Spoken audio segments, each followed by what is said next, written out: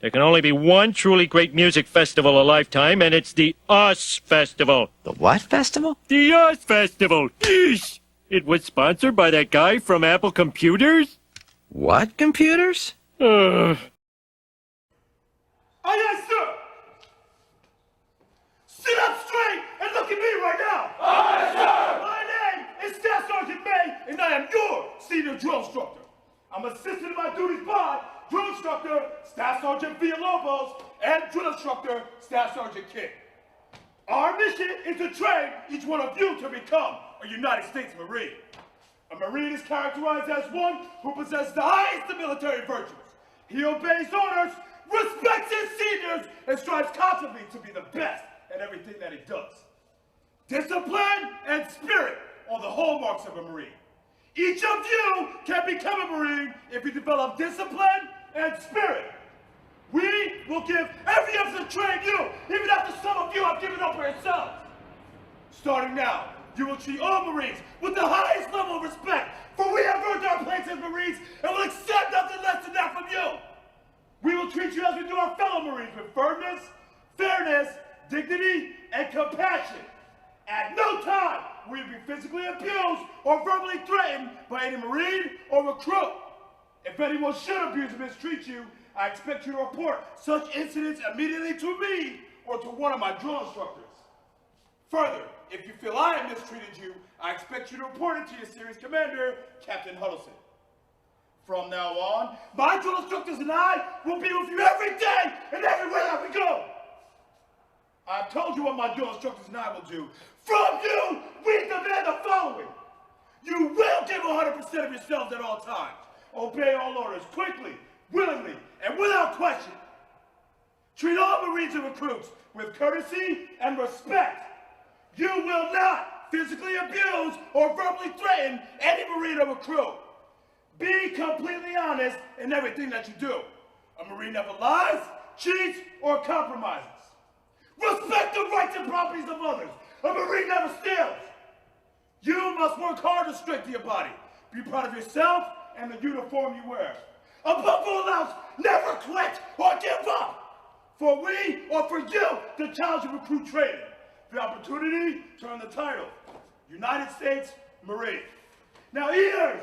Officer! Ears! Officer! Eyeballs! Good, sir! When I tell you to, and only when I tell you to, you will stand up and shake out your legs. Do you understand? Yes, sir! This time, stand up and shake out your legs. Aye, sir! This time, stand up and shake out your legs. Aye, Ears! Officer! Eyeballs! Good, sir! When I say something, you will scream at the top of your lungs. Aye, sir! Aye, sir! When I tell you to, and only when I tell you to, your side is going to power walk and stand on line in front of your gear. Do you understand? Yes, sir! This side, get all lined up. Aye, sir! This side, get all lined up. Aye, sir!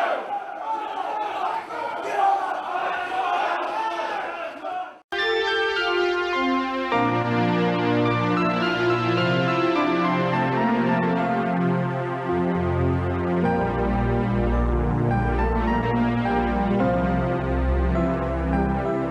Fort Leonard Wood. It covers 71,000 acres of the Mark Twain National Forest in the Missouri Ozarks, southwest of St. Louis. It was in December of 1940 that the groundbreaking ceremonies commenced. Only a handful of officials were present on that day, but it was an unknown soldier from a huge army of construction workers that turned the first shovelful of dirt for the beginning of the nation's largest engineer training center, a post that has over the years trained thousands of fighting men.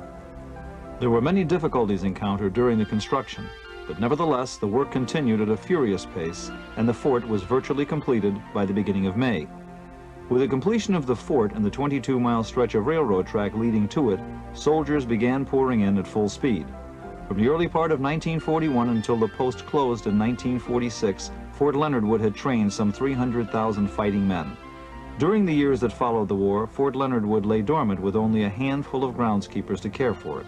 Soon it was time to activate Fort Leonard Wood again. The year 1950 brought with it the need to train our fighting men once again. This time it would be Korea. The fort was named in honor of Major General Leonard Wood. He was born October 9, 1860 in New Hampshire. He was a graduate of Harvard Medical School, was White House physician to President William McKinley, and was military governor of Cuba. but most notably, General Wood won the Medal of Honor for his action in the campaign against the Apache Indian chieftain Geronimo. The museum here at Fort Leonard Wood contains much memorabilia, from the pictures of the original construction to weapons of past wars. Care has been taken to ensure that every detail is exact. The Fort Leonard Wood Museum houses one of the most extensive collections of firepower in the United States. During the Korean conflict, Fort Leonard Wood supported the 6th Armored Division. On March 16, 1956, the 6th Armored Division was inactivated and replaced with the United States Army Training Center engineer. The Secretary of the Army signed the order March 21, 1956, making Fort Leonard Wood a permanent installation. I am a drill sergeant. I will assist each individual in their efforts to become a highly motivated, well-disciplined, physically and mentally fit soldier capable of defeating any enemy on today's battlefield. I will instill pride in all I train, pride in self, in the Army, and in country. I will insist that each soldier meets and maintains the Army standards of military bearing and courtesy consistent with the highest traditions of the U.S. Army. I will lead by example, never requiring a soldier to attempt any task I would not do myself. But first, last, and always, I am an American soldier, sworn to defend the Constitution of the United States against all enemies, both foreign and domestic. I am a drill sergeant. It is to these drill sergeants that we dedicate this film.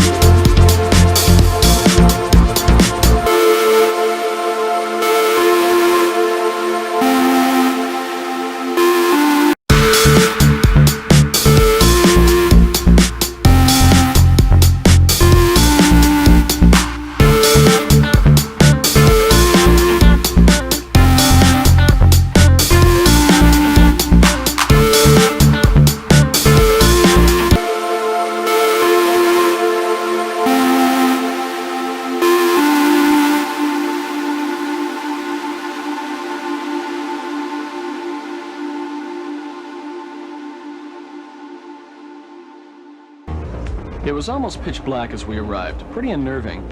As the bus unloaded and I saw that first drill sergeant standing there, I began to ask myself, what have I done? Is it too late to turn back? Before I could muster another thought, we were inside and learning the position of attention. As we stood at attention, while they played the Star-Spangled Banner, a strange feeling came over me. Pride. I was also struck with a sense of belonging. I had a feeling it was going to be tough, but then again I knew that. But I also knew it would be worth it. I was going to be part of the greatest team around. We were welcomed by the post commander in a videotape presentation. The commander of the videotape told us about the long and proud traditions of the United States Army and that it is something we should be proud of, and that we should uphold the standards of those that came here before us. We were warned about contraband, such as knives, guns, drugs, and nuclear warheads. They said this would be our last chance to divest ourselves of anything. If we were caught with anything to be considered contraband after tonight, we would face serious consequences. They didn't have to tell me twice.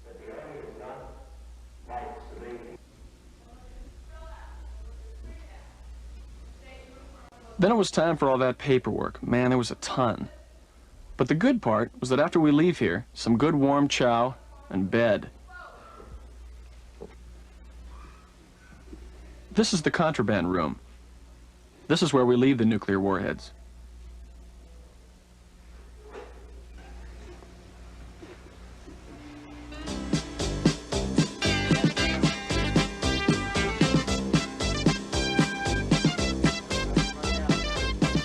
The close crop has always been a favorite of mine.